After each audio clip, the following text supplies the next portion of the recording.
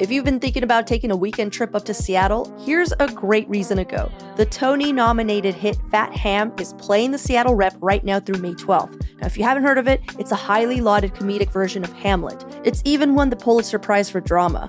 Fat Ham follows Juicy, a young queer black man whose father just died. His mother just married his uncle, and then a ghost appears at a family barbecue demanding that Juicy avenge his murder. It's a whole thing. Now, tickets are as low as $20, and you could go grab them at seattlerep.org. And go catch a Mariners game while you're up there. That would be an amazing weekend. Just don't buy a Mariner dog, trust me.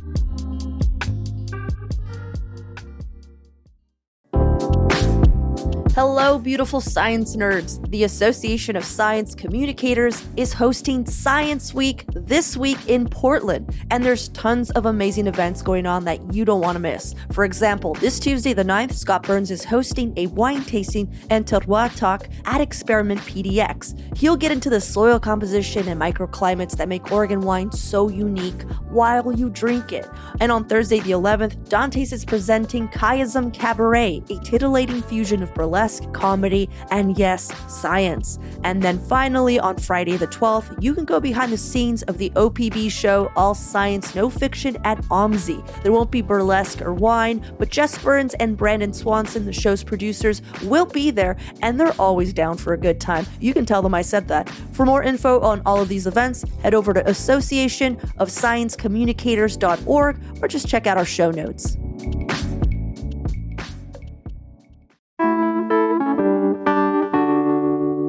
Today on CityCast Portland, we're talking about the lawsuit over the mayor's missing texts, Lake Oswego's battle to keep the pores out of their lake, and the dramatic cost increase in rebuilding Jefferson High School. Joining me on this week's Friday News Roundup are KBOO News Director Althea Billings and our very own producer Julia Fiaioni.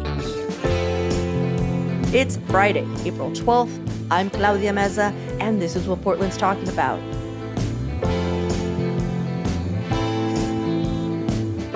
Welcome, everyone, to the Friday News Roundup. Althea, Julia, thanks for hanging out this morning. Hey, how you doing? Hey, thanks. For all of our new listeners, today is the day we break down some of the biggest local stories of the week with some of the best and brightest journalists in town. But before we head over to the news, I like to ask our guests an opening question so you can get to know them at home. I'm imagining everyone's just like sitting in their living room, like old style radio, just like dog on their lap. Around the phonograph. Anyhow, so I did something a little lazy. Julia, you weren't on the show last Friday. Neither were you, Althea. I'm going to use the same question because we can't stop talking about this. Last week's opening question was about this very new real holiday that we've made up, 503 Day. Althea, I don't know if you're in the loop because it's the hottest thing now. I've heard some rumors and some whispers about it, actually, but I'm dying to know more. Oh, great. Well, it's probably all that it is what you've heard. There's not much to it. 503 Day is Portland's official day. That's May 3rd. We thought, let's just take it. Let's just do it. We deserve a holiday. I feel it's like ours. Yeah, Portlanders need at least one day where they can stop complaining about Portland. Because here's the thing about us. We love to trash on Portland. We do. And it's really weird. Like, we're just like, but then we don't leave. And it's not because, most of us could leave. But then, you go somewhere else. You go on vacation or whatever. And you're just like, I miss new seasons. Do you know what I mean? So, buck up, people. We live in a great city. 503 Day. This is a lecture now. Get it together. Get it together, Portland. So, new holiday, we don't know what to do. So we've been asking people, listeners, and all of our guests, how are you going to celebrate 503 Day? And then we're going to compile all these answers and figure out, okay, these are the traditions and rules of 503 Day. So help us out. Julia, Althea, what are you going to do May 3rd? Okay, here's my pitch. Walk across every bridge. Ooh. Love that. Walk across every bridge. Because, yeah, you can drive it. I mean, maybe biking is okay. Some of them you can't drive across, though. I think you should have to cross every bridge. We're enjoying the bridges. I like that. Enjoying the bridges. Mm-hmm. Okay, that's good. What about you, Julia? So I've been throwing around a few ideas, and I haven't for sure decided on one yet, but one of them I've thought about is doing a food cart pod tour. So going around town and trying different foods from all the different pods, that's one of the things that reminds me of Portland the most and what I miss when I'm in other cities. So it feels like a perfect match. And then you can cross the bridges by foot to get to the different pods if we want to mesh these two ideas together. I like that. Sort of an odyssey of a holiday. Ooh, yeah. You know, I really like the idea of thinking about it in the way you just stated, Julia. Like, what do we miss the most when we're not in Portland? And that's like, what should help us drive how we celebrate 503 Day? Yeah. Yeah, and like to me, the thing I miss the most when I'm not in Portland is like how accessible it is, like how walkable and how much fun it is to ride my bike in the city. So I feel like that should be a big part as well. Look at that. I love it. Well, so a listener called in, and I have to apologize because his voicemail was like half gargled. It's not his fault. I think it's our Google number. It just like really, it does a number on voicemails. So either his name's Armando or Armando, and apologies, but he thought that the city should have cocktails, beers, or mocktails, like specials for $5.03. And I was like, that's actually a really good idea. That's a great idea. Portland loves to drink. I've been trying to figure out what to do with my pennies anyway. Yeah. That's great. Everybody has to pay with exact change.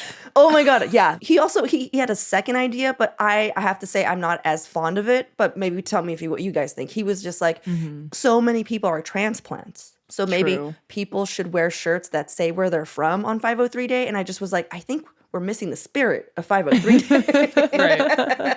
Like if on 503 Day, everyone's wearing shirts of different cities. You know, I like that because we're all from different places, but we've got together to celebrate the same thing, to celebrate the I same see what city. you're saying. Yeah. Maybe a way to formally renounce where you're from. Like you have the burn shirt it. that says San Francisco, but you have to do a big X through it. Or like carry a sign that says Rip it down the center in a big Hulk moment. you know, LA has nothing on Portland, you know? Yeah, I love it. If you're listening, Armando, and again, apologies for not getting your name right. That I think that is the only way we're going to wear these shirts is that they have to be denounced, either ripped Hulk Hogan style, you know, like in a ceremony, or Yes. or burned in a bonfire. Just okay, Velcro rip off your hometown shirt and there's a Portland shirt underneath. Superman style. Oh, I like that. So I guess get to sewing at this point. Yeah. I mean, in most things that Portland does partake in, the costumes are important. Yeah. Yeah. All right. Well, on to the news of the week. Thank you so much, you guys. That was excellent. Althea, That was a great brainstorming session. Sorry. That's like, that was the best we've had yet about 503 Day. because I love that the day that you're on, you're like, this was genius. Print this. This works Don't edit fabulously. any of this out. Oh my God. All right. Happy to be here. All right, Althea, what do you got? Yeah, my article for today is from OPB. It's called "The Cost of Rebuilding Portland's Jefferson High School is Going Up a Lot." So this piece from OPB is talking about sort of the competing visions for how to go about modernizing, upgrading, improving safety at Jefferson High School, which is on Alberta Street in North Portland. And they're kind of towards the bottom of this list of all of these renovations that PPS has been doing. And there's a lot that needs to get done. But what has been happening at PPS is that like when they're fixing one of these schools, they send all of the students and the teachers to the Marshall campus, which is on Southeast 91st and Holgate, and they have school there for a couple of years until the renovations are finished, right? Yeah. Southeast Holgate 91st, that's quite far from Jefferson. So there's like community pushback. Like parents aren't stoked about the idea of their kids having to travel 11 miles to go to high school. But that's kind of what plays into how much it's going to cost, which is one of the big kind of concerns, and actually even how they're going to go about rebuilding, revitalizing, modernizing, improving safety. If they move kids to Marshall and sort of preserve the exterior, preserve the historical parts of Jefferson and, you know, reno a bunch of stuff, they are putting the price tag at $287 million. But there's this other idea to try to keep students at the high school, which PPS did with renovations at Lincoln and Roosevelt, I believe. But if they want to keep kids on campus, they're actually planning to demolish the whole building, and that would cost $120 million more, $407 million to try to figure this out. And so, it's not decided what's going to happen right now, but every minute that they don't decide, construction materials get more expensive. So it's a real conundrum. Well, okay, so here's my question, and I know we all read this article. I'm curious what you guys thought about this. So Rob Manning's headline, you read, but his subhead was like keeping students on site in North Portland instead of moving them to the Marshall campus in Southeast means a lengthier process, a costlier process, and in the end, a different school. And so to me, a big part of the price increase was originally because the project designers planned to maintain the central part, right? But are now demolishing it. So now they're like, this is an entire new school, entire new design, which has nothing to do with the students staying on site, correct? Mm-hmm. They're tied up together. I am also a little unfamiliar. Well, part of it is that they would be moving the entire footprint of the school. Well, I understand that, but what I don't understand is the connection between those two. Because the way it was laid out, the cost of Jefferson's rebuild increased by $120 million. The original price tag was $287, right? So it was itemized. The reporter itemized it. $58.7 million was due to the new design.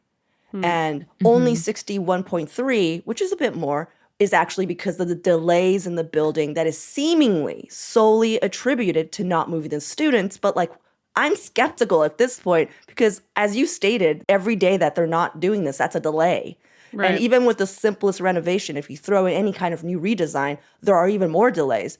So we're supposed to believe that this completely new redesign isn't at all adding to this delay in construction, and it's just because we're not moving the kids. Do you see what I'm saying? Yeah, I get what you're saying. To be charitable, I suspect that some of that, there are probably associated costs with maintaining the safety of the kids being in a construction zone for 4 years.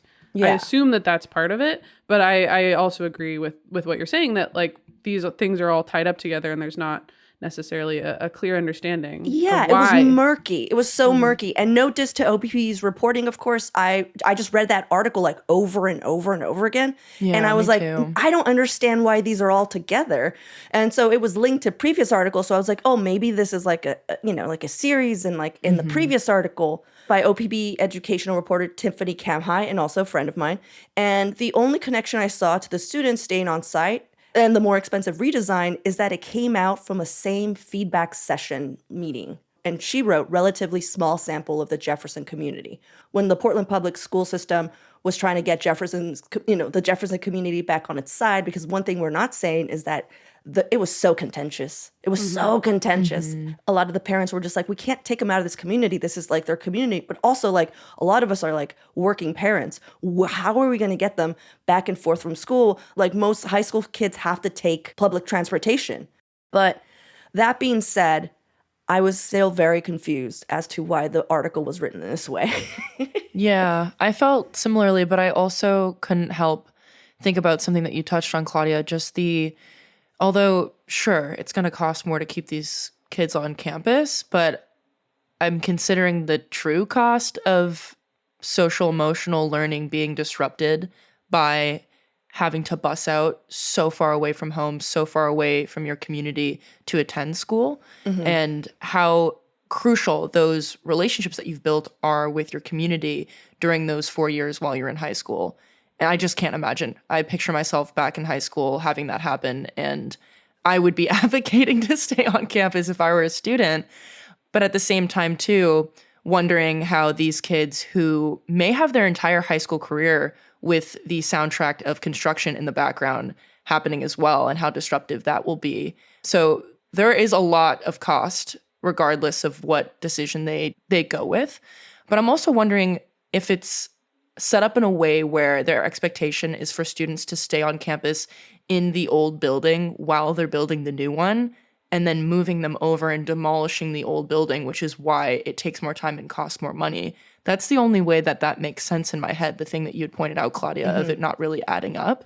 It seems a little bit like almost cartoonish to approach it in that way, but that's how I'm understanding it. But no, because they're sharing the same footprint, right? Like they would partially share a footprint. The demolish would move the building forward and like add a soccer field or something where part of the current building is. it's not my favorite when I read an article and I'm just like, you're missing like one transitional sentence here, bud. Like, I don't know. I think it's probably just a matter of there not being enough decisions made at this point.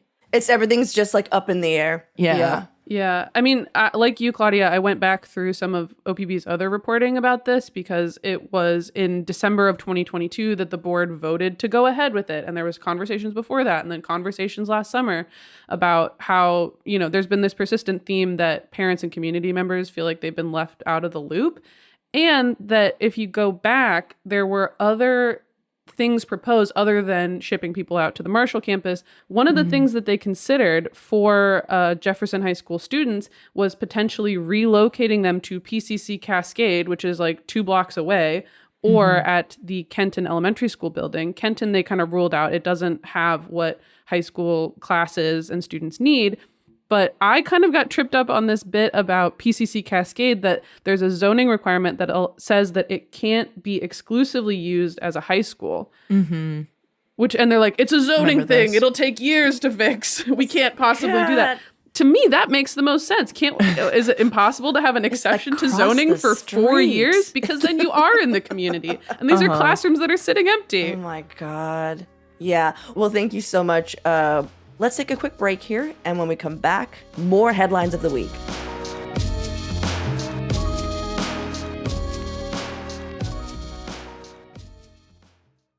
Okay, Julia, what caught your eye this week? So my story comes from Alex Zielinski at OPB, and she's talking about how Portland City Council just agreed to pay nearly $167,000 to settle a 2022 lawsuit that accused the city, and most notably Mayor Ted Wheeler, of withholding thousands of text messages from a public records request submitted back in July of 2020 by someone named Michael Kessler.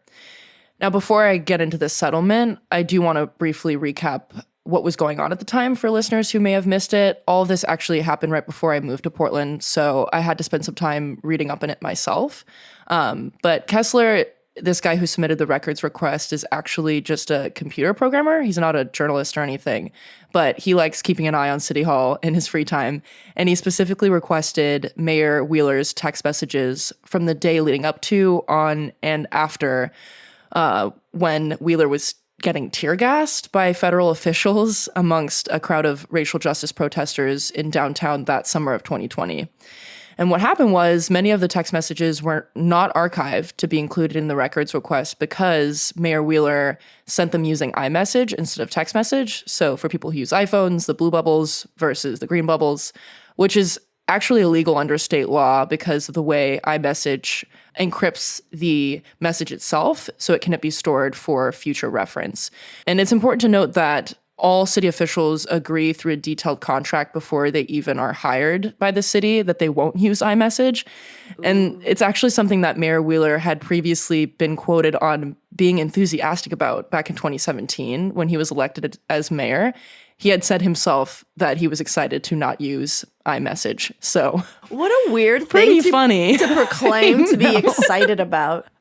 Not quote for quote, but it was said that he was on board with it. Oh, on board. Okay. So he wasn't was like, on board. I can't wait to become mayor. Can't wait to become mayor and not use iMessage. Okay, sorry, go on. So, but then it was later found out through an OPB investigation that we'll link to in the show notes that it wasn't just Mayor Wheeler who was using iMessage. OPB explains it was found that, quote, 3 of his senior policy advisors, his police advisor, his deputy chief of staff, his director of strategic initiatives, and his business operations manager all had iMessage on for at least a year in this 2017 through 2021 timeline. And it turned out the mayor sent thousands of text messages that weren't available in city records when they were supposed to be. So I'm not going to go on much more into it for the sake of time, but I found the back and forth around Mayor Wheeler and his text messages pretty hilarious at points because One thing I read was that throughout the investigation, many people who worked under him vouched that he used iMessage just because he really liked it and that he wasn't tech savvy enough to do it for privacy reasons, which just goes against his point that he was making back when he was elected in 2017. And I don't understand why they even bother saying it because it makes the whole thing look so much more suspicious. But back to the lawsuit. So Kessler had hoped the court would, quote, declare that Wheeler and the city violated state law and release all previously withheld iMessage records. And he also asked for $200 for each wrongly withheld record. But that was much different than what was unanimously approved by City Council this week, which, quote, grants $166,893 to Kessler to cover all attorney fees and public records fees made to the city. And in exchange, the city avoids going to trial and is absolved of any wrongdoing, which Kessler was saying is unfortunate because he felt like it didn't really hold the city accountable for what had happened. But what do you guys think? You guys were both here in 2020. You probably have more on the backstory than I do. Well, look, I too am an iMessage user. Those little reacts, how can you trade those in? You just tap it and you do ha ha. Ted Wheeler Just got tear gassed, LOL. dislike react. Just like all of the council members, maybe like a couple like, exclamation points. Yeah. He's using like the memoji of his face. I'm like, I vote yes. Oh my God. Yeah. So I was confused because council members approved it, right? Everybody. Unanimously. Without any discussion. And the ordinance notes, and this is the quote from the ordinance, this settlement is in furtherance of the city's goals of transparency and accessibility of public records and compliance with public records requests.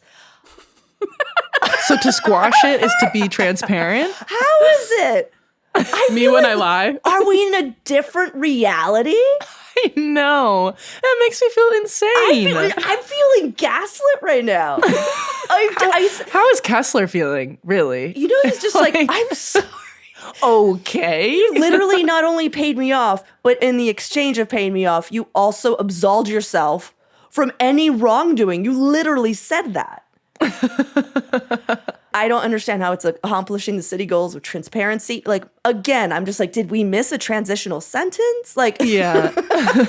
did we miss something in this reporting? I don't know. Like, that doesn't add up. Claudia's on her editor shit today. Not at all. No, I'm, I think that Alex wrote this exactly how she meant to write this. Like, Claudia's just editing the city of Portland. I'm editing the city of Portland.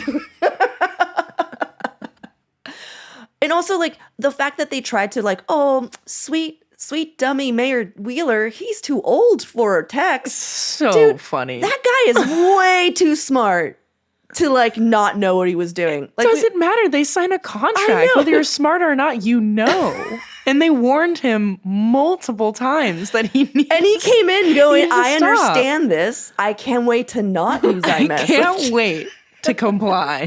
And then within months, turns it on. Oh, because he would have actively had to turn it on. It wasn't. Yes. Oh. Somebody was clowning him. Somebody was like, why are your text messages green? Oh, and he got all embarrassed. That's cringe. Yeah. He's like, no, I'm the mayor. I can do whatever I want. It's like, no, man, it's an iPhone. What's funny, too, is that they had the option to add an additional piece of this software that actually archives the messages to block iMessage on all of these iPhones. It would cost $36,000 a year. At least that's how much it costs for the police to have something like that in their bureau. And they were like, oh, it costs too much. We're not going to do it. And now they're paying out $167,000 anyway to account for the mistakes that were made without transparency. So what is it all worth anyway? I don't know. Probably would have made sense. I love when my taxpayer dollars are used for things like this. I think it's cool. Other people might be upset about it. I actually like that we're now back at zero and the city is being accountable and transparent. I'd spend $167,000 more dollars to be this transparent. For more blue text. For more transparency. For more transparency. Oh, man. Okay. Well, do you want to hear another story about a city that's doing something annoying? Let's do yes. it. Okay. Well, my story this week is about some neighborhood drama. So it's not as, I feel like I might be able to bring in a lighter mood. Let's just put it that way. So this is about Lake Oswego. I don't know if you've, Althea? I just want everyone to know that she just booed. Big old thumbs down from Althea. Oh, now it's a heart. JK, she's joking. I'm sorry, I can't read these. They have to come over blue text message. Althea. This is not. This is off mic.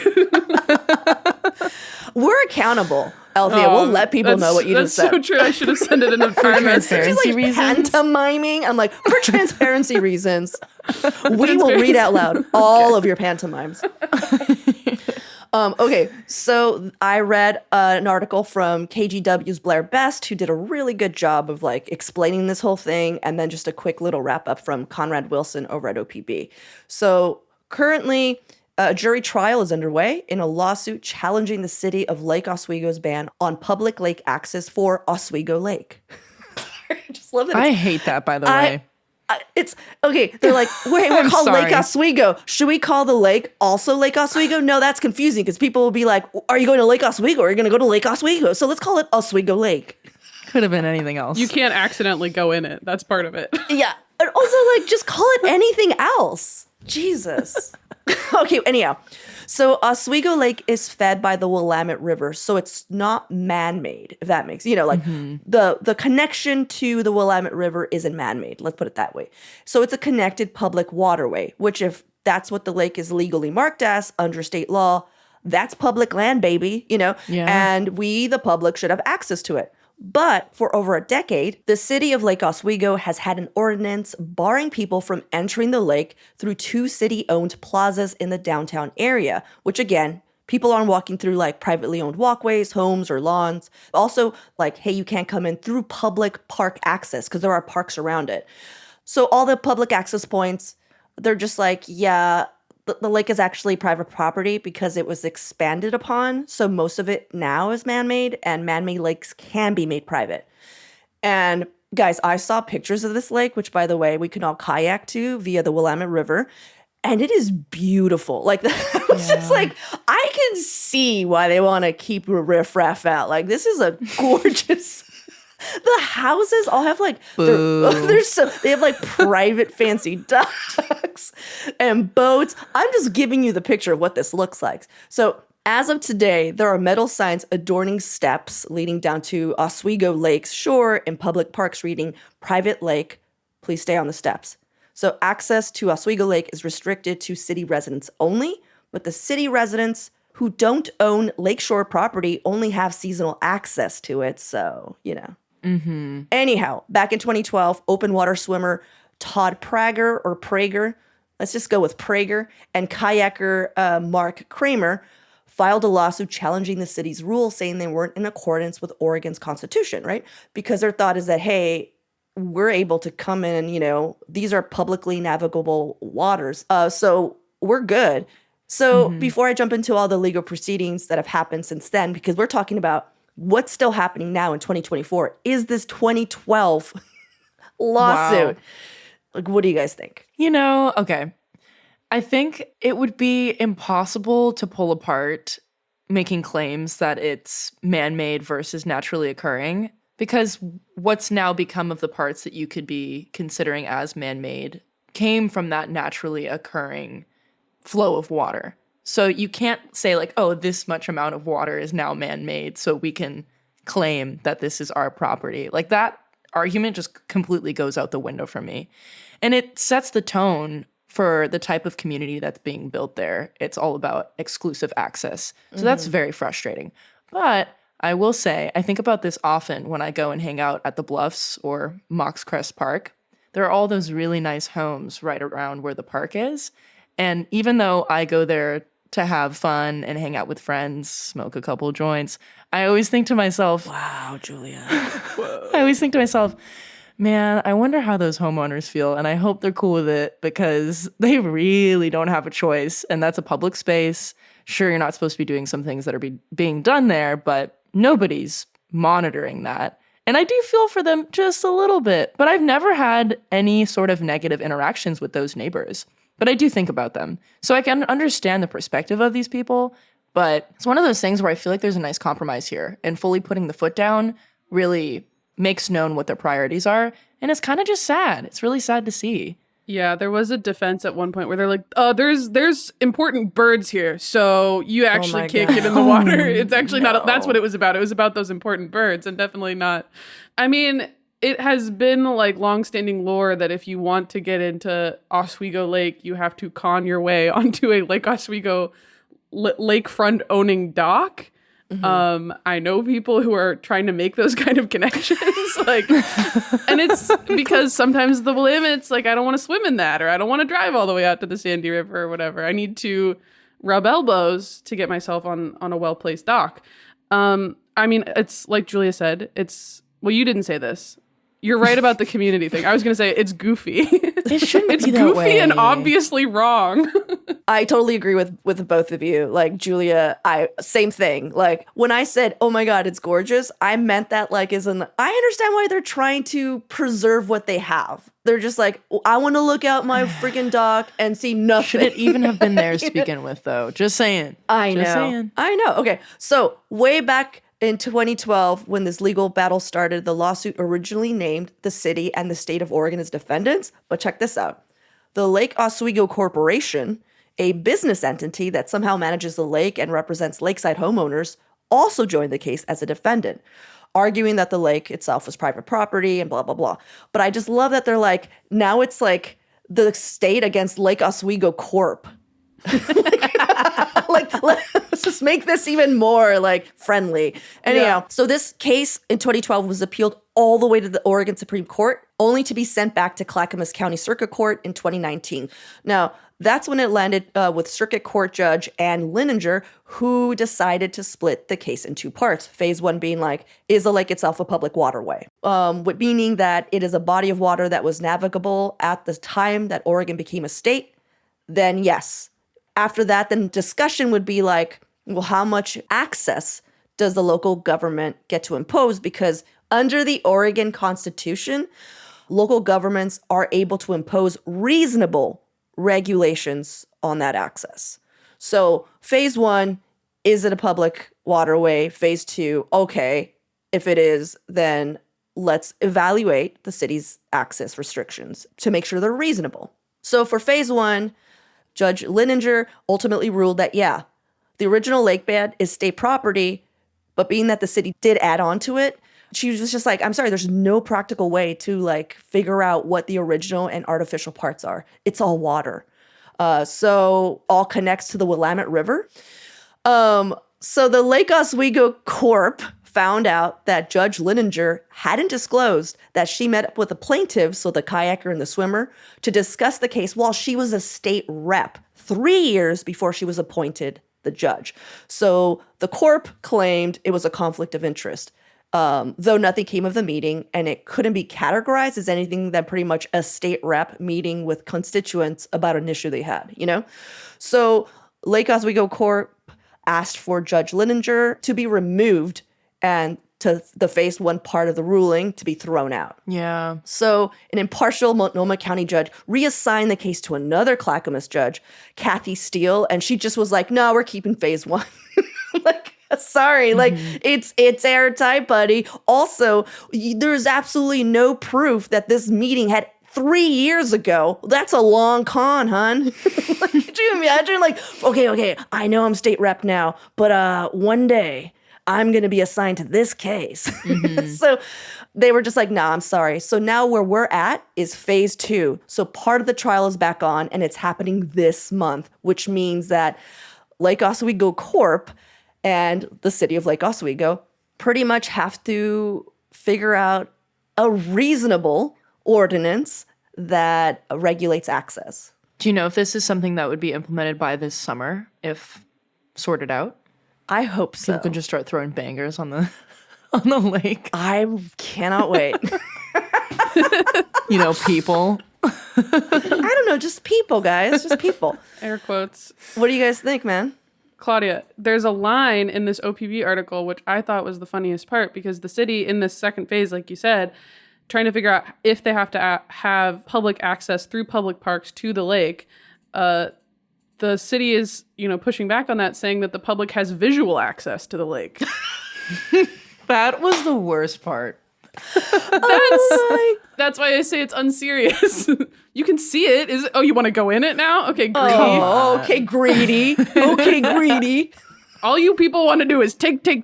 I swear to God. Okay, this isn't anything new, because rich people have been trying to keep out the riffraff for years.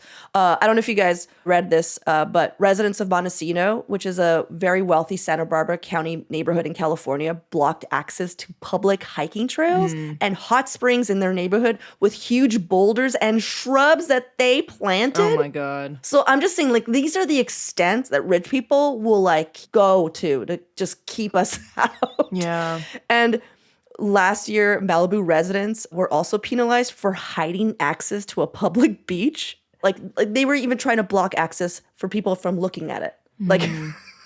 They had no visual access, Alfie, is what I'm saying. They didn't even have visual access. So Lake Oswego, I think, is basically just California and Oregon. Yeah. That's a burn. Seriously, Lake Oswego, I want you to think about that. I'm keeping my Lake Oswego burns to myself. Anyhow, any other thoughts on this before we wrap up? Let the people in the lake. That's it. And if you don't want boaters, you could make a law about not having boaters, But let the people in the lake. Right. What I think they should do is not be allowed into Willamette River. Oh my God. Why don't you stay in your lake then? Stay in your there. lake. Have fun with your boat. That tiny lake. Have fun. I'm sure they do. I'm sure they do have fun. They have a lot of fun. All right. Well, if anyone in Lake Oswego wants to become friends with us, we'd love to hang out near your lake shore property. Yeah. Any Lake Oswego residents with a good sense of humor. Yeah. Awesome. Well, thank you so much, guys, for hanging out with me this morning. Appreciate y'all being here. Yeah, thanks, Claudia. Thanks, Claudia. That's all for today here on CityCast Portland. Thanks so much for listening. Our executive producer is John Atariani. Our producers this week were Lizzie Goldsmith and Julia Fiaioni. Our newsletter editor is Rachel Monahan, and our host is me, Claudia Meza. Original music by Jenny Conley and Steven Drizos. Additional music by Epidemic Sound and All the Kimonos. We'll be back Monday morning with more from around the city. Until then, see you at Slim's.